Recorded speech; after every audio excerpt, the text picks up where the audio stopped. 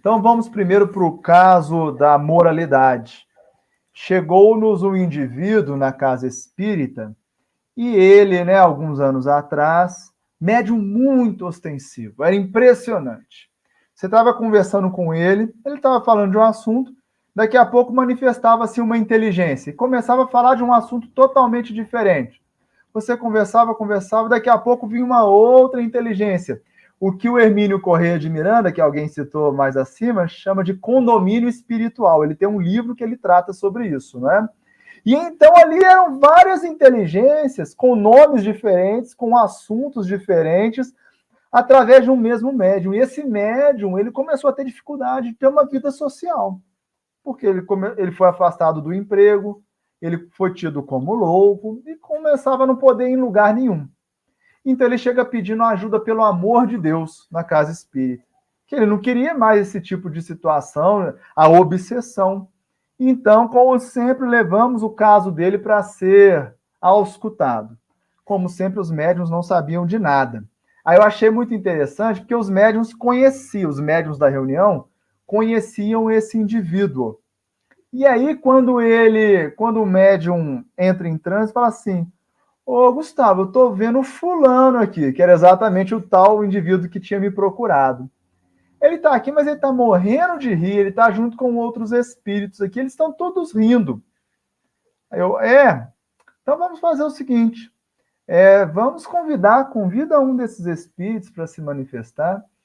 E então primeiro se manifestou um espírito, um galhofeiro, brincalhão, falando um monte de coisas triviais, tentando quebrar o clima de seriedade da reunião.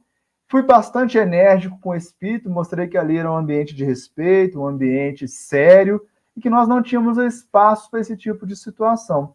E que ele era convidado a ficar desde que se portasse como o momento e o ambiente pedia. E aí ele diz assim: quer saber? Então eu vou embora, porque vocês são muito chatos, né? Porque eles são assim mesmo, são muito francos. Só sabe ficar aqui todo mundo caladinho, rezando. Eu não gosto de ambiente assim, não. Eu vou me divertir. Vou para um bar qualquer. Ó, hashtag fica a dica, hein? O espírito diz: vou para um bar qualquer, né? E aí eu falei assim com a médium: você ainda percebe o indivíduo lá? Vamos chamar ele de João.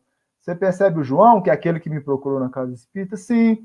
Ele aqui está morrendo de rir, mas ele não percebe a gente, não. Então, tenta convidá-lo a se manifestar. E aí ele chega rindo, e aí eu começo a conversar com ele. Olha o que é interessante. Aquele mesmo indivíduo que em vigília chegou pedindo ajuda, porque estava sendo obsediado, era um galhofeiro. E quando se desdobrava, ele se unia com esses mistificadores. Isso quer dizer o quê? Que quando nós vestimos as nossas máscaras sociais, aqui nesse corpo denso, a gente pode fingir ser muita coisa. Mas quando a gente se desdobra, e é aí que está o método do Bezerra de Menezes, no livro Loucura sob Novo Prisma, que nós já tratamos aqui, a nossa consciência vem à tona e nos revelamos. Aí mostrava o nível de moralidade desse médium obsediado. No fundo, ele era um comparsa desses espíritos. No fundo, ele se comprazia daquela situação. Por quê? Porque ele chamava atenção. E aí, conforme nós fomos trabalhando a psicoterapia com esse indivíduo, chegando a um ponto de ele se manifestar, e a regressão mostrou que em outras experiências encarnatórias, ele usava a mediunidade para ganhar dinheiro profissionalmente. E então mostra o que hoje é a mediunidade expiatória, que existe em alguns casos. Ou seja, é uma mediunidade que o indivíduo não consegue ter o controle por causa da moralidade. Então, vamos tentar entender, o problema é a mediunidade? Não é, mas o médium, com a sua moralidade. E então, a partir desse dia, em vigília, nós sempre o convidávamos para os trabalhos de caridade. Olha, vamos fazer campanha do quilo, vamos ajudar aqui no enxovalzinho do bebê da casa, no sopão que tinha sempre aos domingos, quando era possível. E o interessante é que ele nunca queria esses trabalhos, o que ele queria é ser o médium, né? Queria ser reconhecido como médium.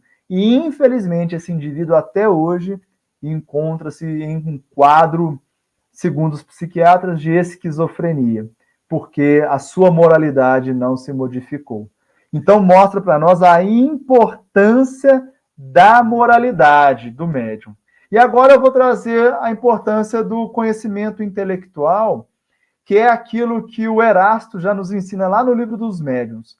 Então, numa reunião, chegado o momento final, que em geral convidamos os benfeitores espirituais a se manifestar, então o benfeitor espiritual começa a trabalhar algumas questões sobre o magnetismo, sobre a lei dos fluidos através de um médium. E eu percebi assim que estava um tanto quanto travado. Eu fazia perguntas, porque é do meu feitio indagar, questionar os espíritos, e eu percebi uma certa dificuldade, e me veio uma intuição. Eu disse assim, o irmão está com alguma dificuldade em manifestar seu pensamento? E aí o espírito, bom espírito, diz assim, que bom que um amigo perguntou e me deixa à vontade para responder. É que o instrumento mediúnico não consegue decodificar aqui o meu pensamento. E aí eu indago ao irmão, seria possível manifestar-se através de um outro instrumento mediúnico, uma outra médium, para nós testarmos? Aí ele diz, se a médium estiver de acordo, nós podemos tentar. E então, uma outra médium, que devido à sua ação acadêmica, tinha um conhecimento mais próximo da química e da física, se coloca à disposição. E aí nós vimos uma situação muito bonita acontecer. A médium que estava em transe voltar à vigília e a outra médium entrar em transe. E o mesmo espírito continuar a manifestação de maneira escorreita e fluida. Isso mostra o quê? A importância do que Erasto diz, de ser um bom instrumento, que é aquele que tem um conhecimento adquirido nessa vida ou em outras vidas, para que possa manifestar aquele determinado espírito. É por isso que o médium espírita, isso é o Emmanuel que ensina no livro Estude Viva, tem que estudar e estudar muito, mas também precisa se moralizar, para ser esse bom instrumento. Assim como tivemos a oportunidade de ver fenômenos de xenoglossia.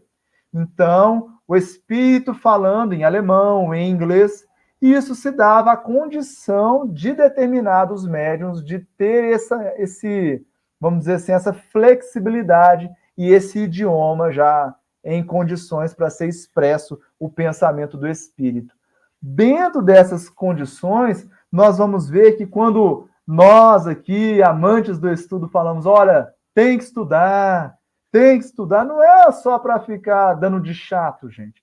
É porque isso tem uma aplicabilidade prática nas nossas sessões mediúnicas. Se nós aprendemos com Kardec que as sessões têm que ser instrutivas, para ela ser instrutiva, os espíritos precisam de bons instrumentos. E é por isso que nós estamos trazendo esses casos para mostrar principalmente uma coisa. O que Kardec propõe, principalmente no livro dos médiuns, é observado na prática. Ali não é um livro de teoria, é um livro teórico prático, é um ensaio experimental do que ele observou e anotou naquele livro. E é por isso que colocar em prática o que está no livro é bonito, porque a gente vê a ciência espírita se demonstrando e aquelas orientações que os espíritos superiores dão na obra, quando são colocadas em prática, traz tantas circunstâncias tão importantes como essas que nós estamos narrando aqui.